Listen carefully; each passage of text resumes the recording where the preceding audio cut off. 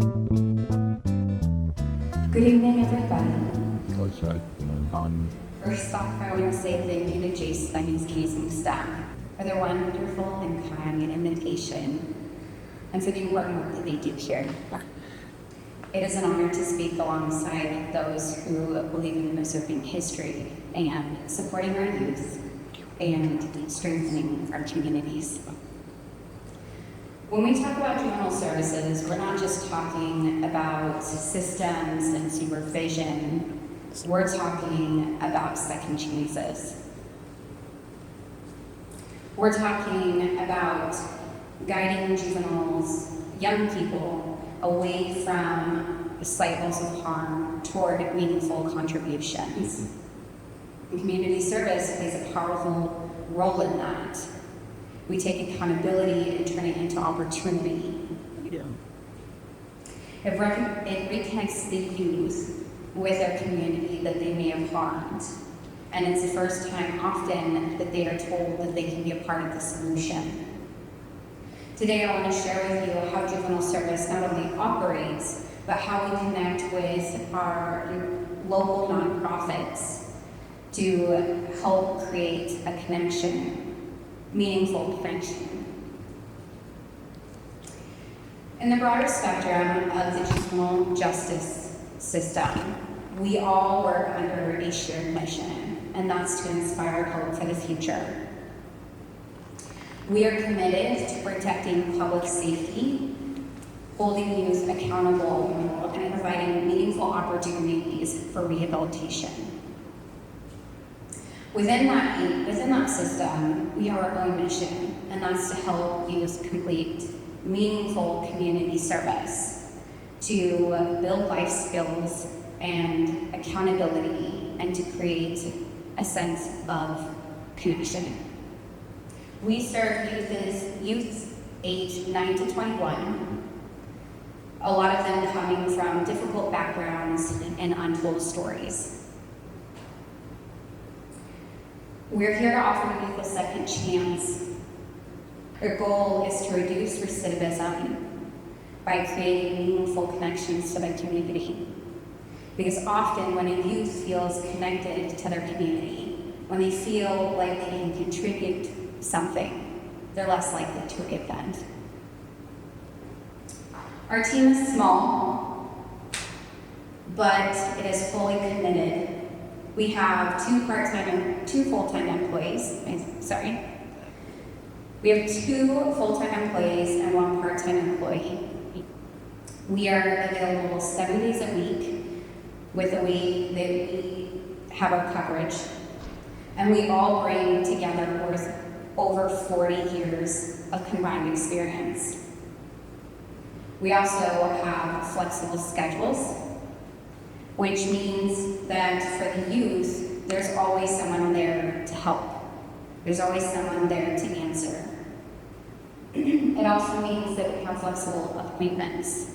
And with our combined experience, it means that we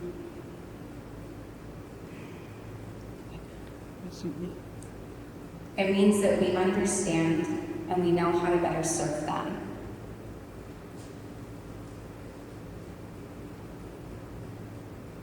We believe in meeting youth where they're at.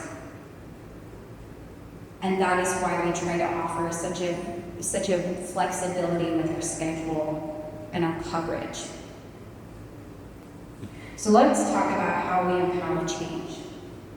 This is our roadmap on what we do with all of our youth and their families when they come to our program. First, we receive a referral. They can be referred through 4 different agencies. It can be through the courts, through diversion, or probation. It can also be pre-adjudicated cases. Once the youth gets referred to our program, they then have to complete an online or an in-person orientation. Orientation is where they get to learn about who we are and the options that we have for them. And then they also do their intake paperwork that's necessary for them to begin. Afterwards, we talk about finding their fit. This is where we get to sit down with them and find out what their goals are, what their needs are, and what their capabilities are. And through that, we get to help them choose which option best fits them. And lastly, although through that, after that, we track, we record, and we manage their whole process as they go through those with whichever path they choose. We go through that with them and make sure that they're on track to finishing. And we stay with them through that, supporting them in any way that they need, until the very end, where we then record all of their time, all of the work that they have done, and we submit a report to whatever agency has referred them to us. So let's talk about those options. We have individual placement and parent guardian supervised as the first two. I like to combine both of these when talking about them because there's some similarities that they share. There's a flexibility in schedule, and there are timesheets that are required for both of them. Timesheets that they use to track their hours. Now, the difference with individual placement is that we provide a nonprofit that we already have an agreement with. It's a nonprofit that agrees to take our youth based off of their age and their charges. Now, it's really nice in that regard because they can just go and sign up with that nonprofit, and it's at a set location, and it's pre-arranged tasks based on what that nonprofit is. So it's easy for them to just plug in and do the work. Parent Guardian Supervised has also its other benefits. So they don't have to go to a nonprofit that we have an MOA with. A lot of times parents will utilize this option because they have a nonprofit that will work with their kid even though they don't have an agreement with us saying that they will take our youth. It also allows for family bonding if the parents choose to work alongside the kids, which is very good for families that may be struggling with that. It also allows them to get creative ways in how to help the community. So if they have ways that they think would benefit the community and it falls within their guidelines, it's a good opportunity for them to do that.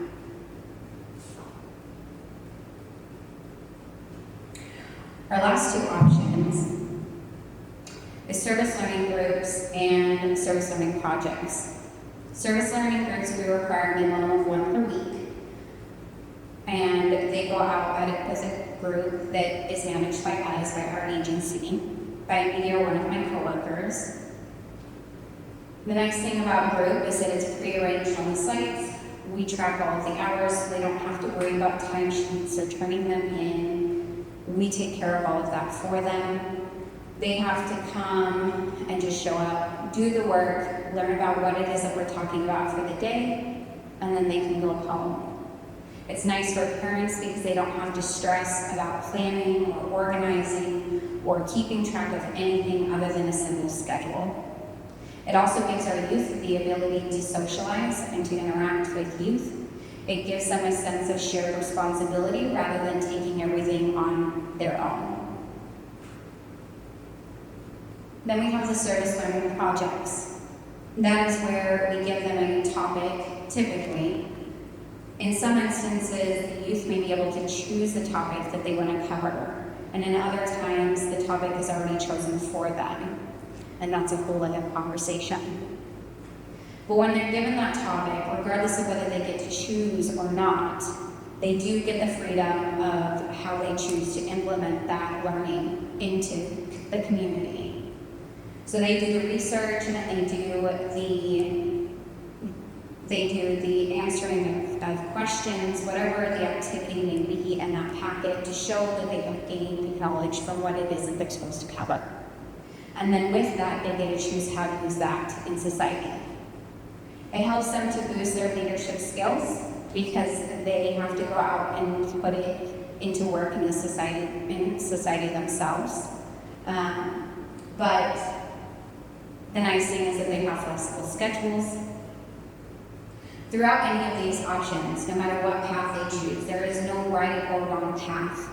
It is just what fits them best and what's going to help them to succeed, but still get a meaningful education and connection through it. So from requirement to rewards, let's talk about how we turn these hours into impact. So here you'll see what youth gain, and it's a very long, extensive list that couldn't even fit on this slide if I wanted it to. A lot of our youth, they gain empathy, they gain confidence, they gain job skills such as time management and work ethic. They learn about their self, they learn about healthy boundaries, they learn about communication. Community service is not just about being told that they need to do X, Y, or Z. It's a moment where they get to learn and grow towards being the adults that we need them to be in our productive society.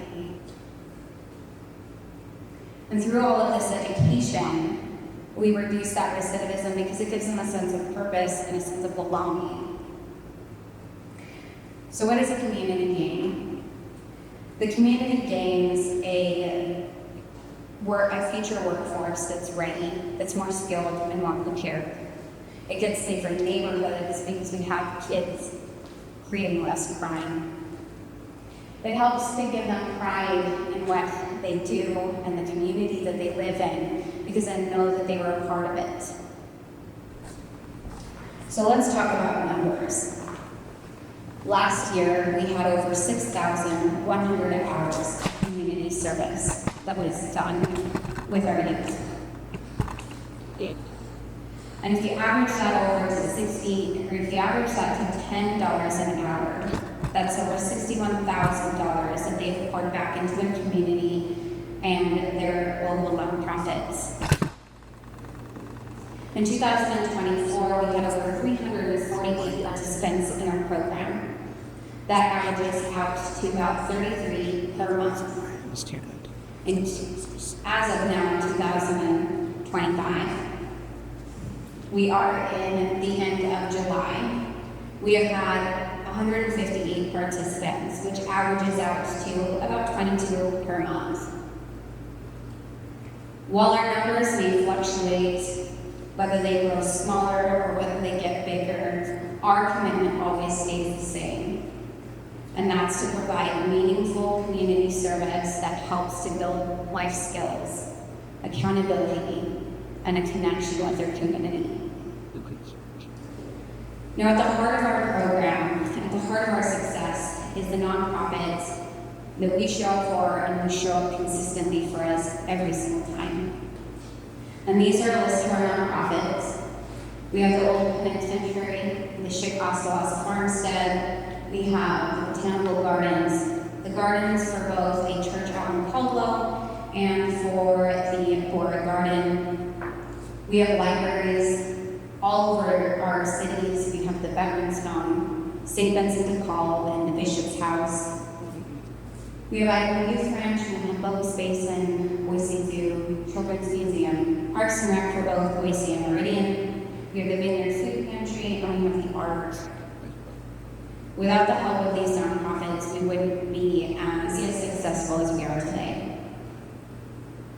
It is through their consistent showing up and providing a space in which our youth can learn and be a part of the community to contribute.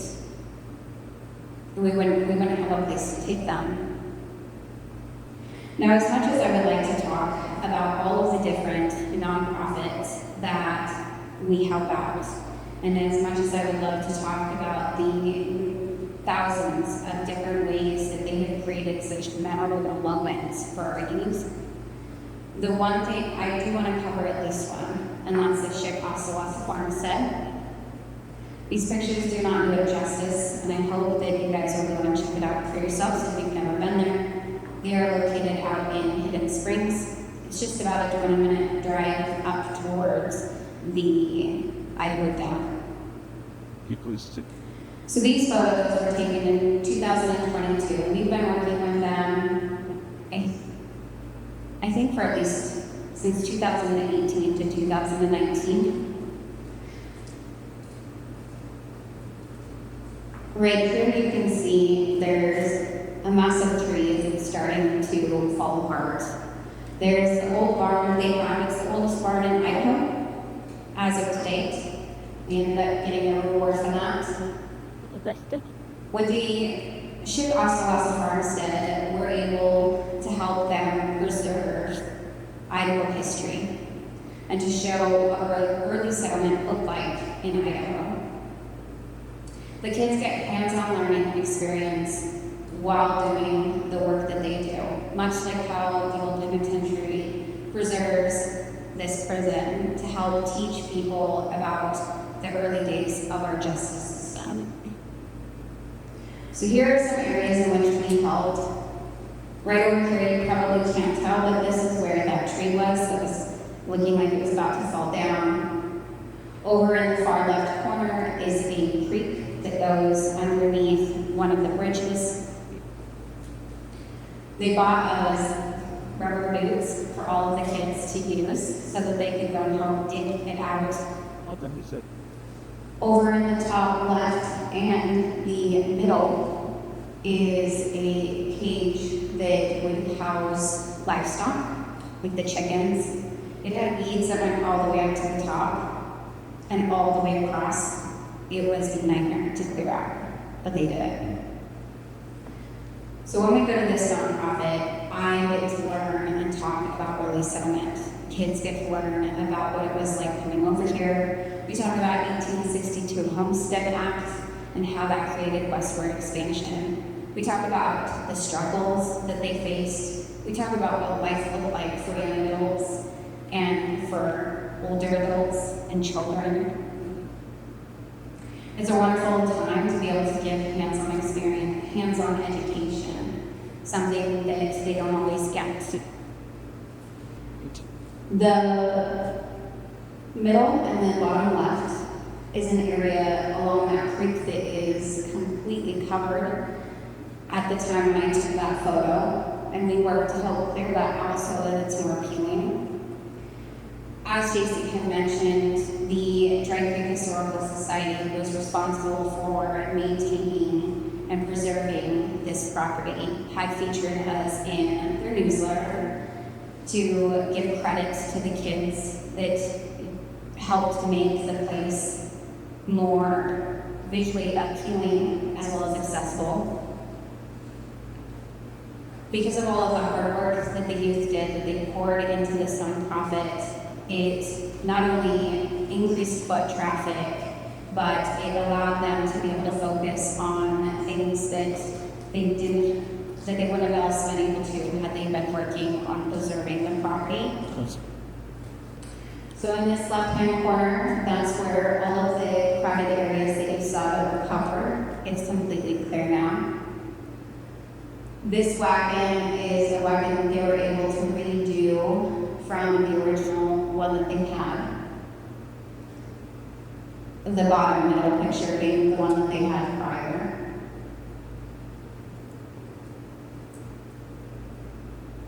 So this slide is titled, "When Things Get Tough, We Get Creative," because that's exactly what we do. Our youth and their families often face a lot of barriers when they come through to our program.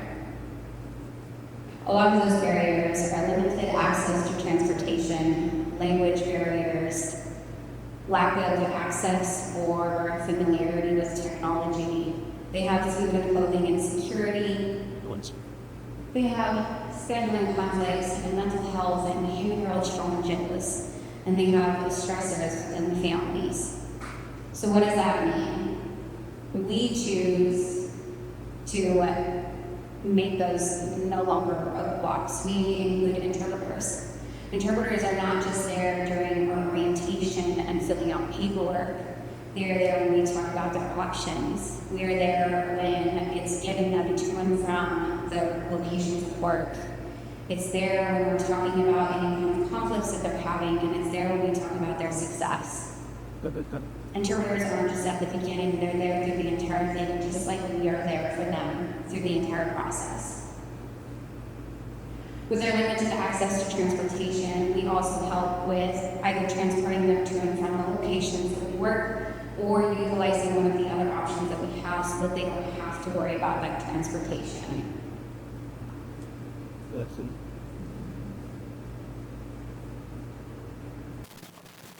So building better futures together. You may be wondering how it is getting held us. Because we need our community. Ways that you can help us is through promoting change, promoting growth, promoting second chances. It's when you see a youth completing their community service out within any nonprofit or anywhere in the community, you need to say thank you. Thank you goes a long way for them. It means that you can hold workshops that talk about future job skills that they may need, or that you host mentorships. There's tons of different ways that you can get involved with our youth and become a spread about our program and the benefit and the way that our youth helps our community through this.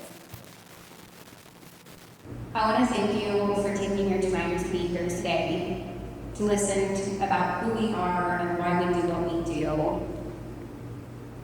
I'd like to open up this time for you guys to have any questions. Feel free to ask. And if you don't feel comfortable asking, you may take down my email so you can ask me if it'll be repeat. You get to take the kids on the freeway, pick up trash? That is a very common question. Community service is not about picking up trash on the freeway, much like we see with Sealed. We always work with nonprofits to do the community service. So it can be at, as I stated before, it's a farmstead, it can be the parks, it can be the old pen here. Anything that we do has to have some kind of a meaning and a learning experience with it for them to build skills. Is there any other way we can help in terms of donations for this program specifically? There is not. The best way that I can say to help with our program is to just spread the word about what we do. It is crazy how the word of mouth helps. In fact, the Schick-Ostolasa Farmstead is by word of mouth. We ended up helping a local library in Hidden Springs, who then talked about an amazing job that our youth did in helping to set up for their book fair. And in doing so, the Dry Creek Historical Society reached out to us for it.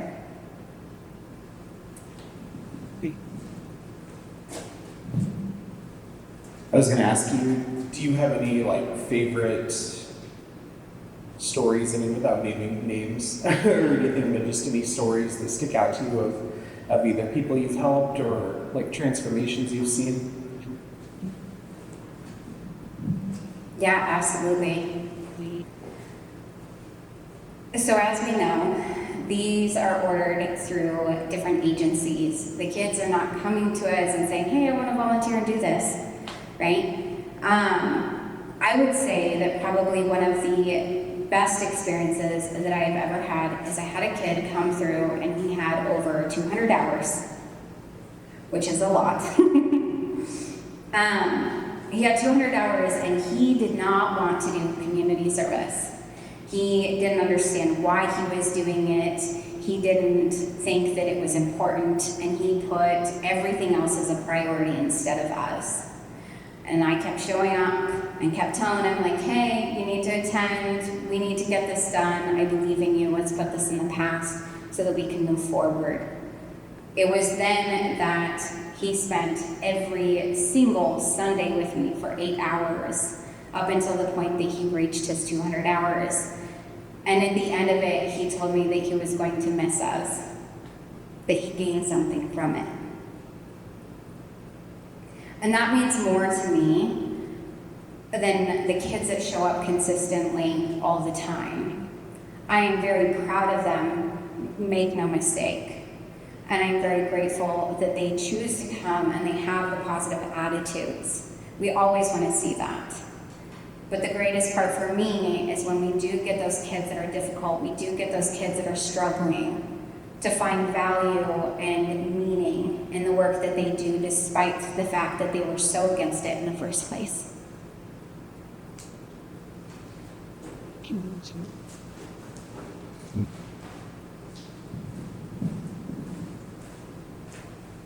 Thank you so much. Does anyone else have any other questions in the audience?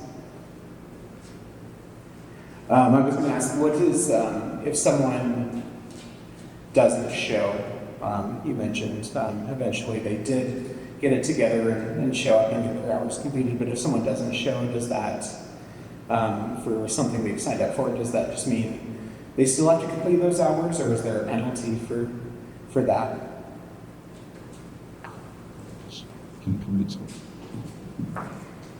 Yeah, so if a kid doesn't show up, they get what is considered an unexcused absence. They have a certain limit as to what they can reach, and when they've maxed out on that, we have a whole suspension process where then they talk with their probation officer. Because if they're missing more and more, there's a reason for why they're not attending. And so we want to get down to understanding what that is. Is it because they don't find value in what they're doing? Is it because they have transportation issues? Is there some kind of instability in their life that's causing them not to be able to attend? So, very good question. Oh, we do not penalize them. They do, of course, have to make up the hours, so if they missed, then that gets placed somewhere else in their schedule, but they don't get like additional hours.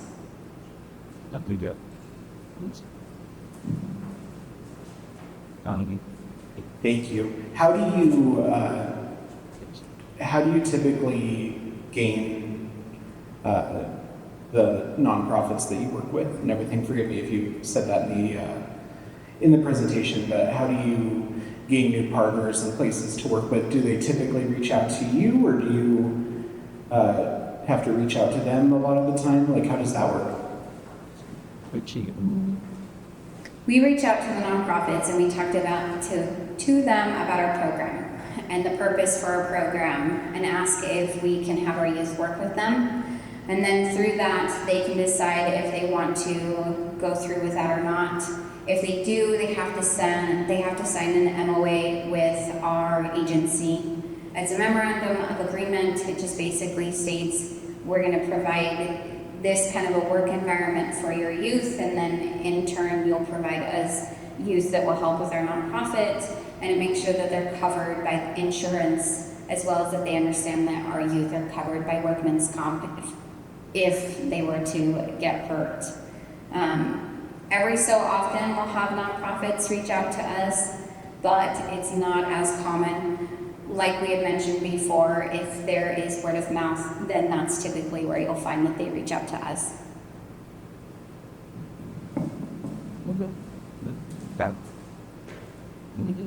Thank you, Samantha. Do you ever get organizations who just don't fit the mission, who reach out to you guys, who you guys have to turn down?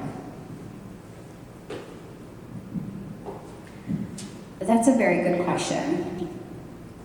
I don't know that I've ever ran into a nonprofit that doesn't fit our mission. Often it's a lot harder for us to get nonprofits to want to work with us.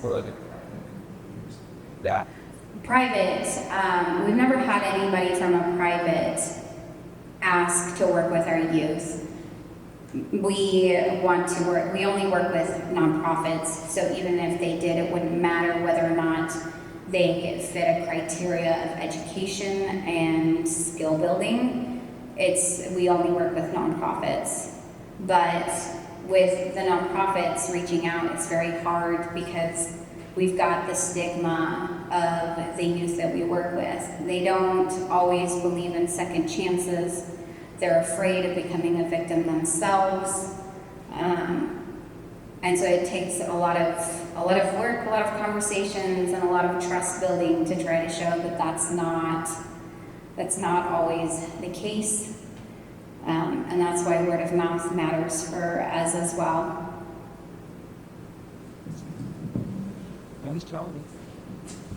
Awesome, thank you. I have one more that I was going to ask you. So do you have anyone who, like, you've worked through their goals or their requirements with them, who you've maybe come in contact with years after and found them in a super successful position or anyone who just been like, oh, that's amazing, who's like reached out to you or anything like that?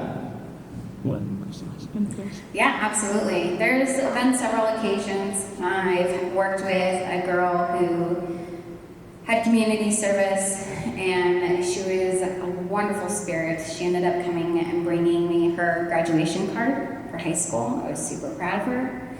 She was on her way to being a dental hygienist.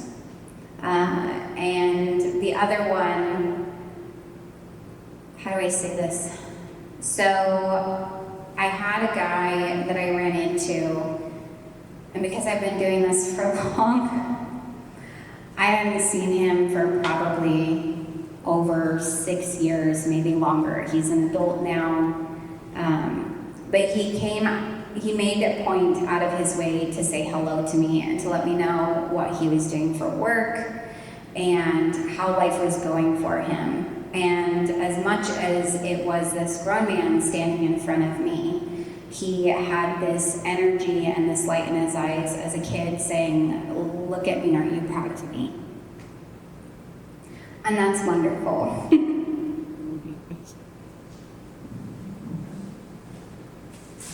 Awesome, thank you. Any other, not last words, but just anything else that you feel like should add to the great discussion of what you do? Yeah, absolutely. All of this to say that we believe in second chances and connecting our youth with their community. We believe that they're not the choices that they made in the past, and that they have every capability of becoming something far greater than their past. Yeah. We invest in potential, and I think it's a wonderful thing that we do. I truly believe in our program. Thank you so much.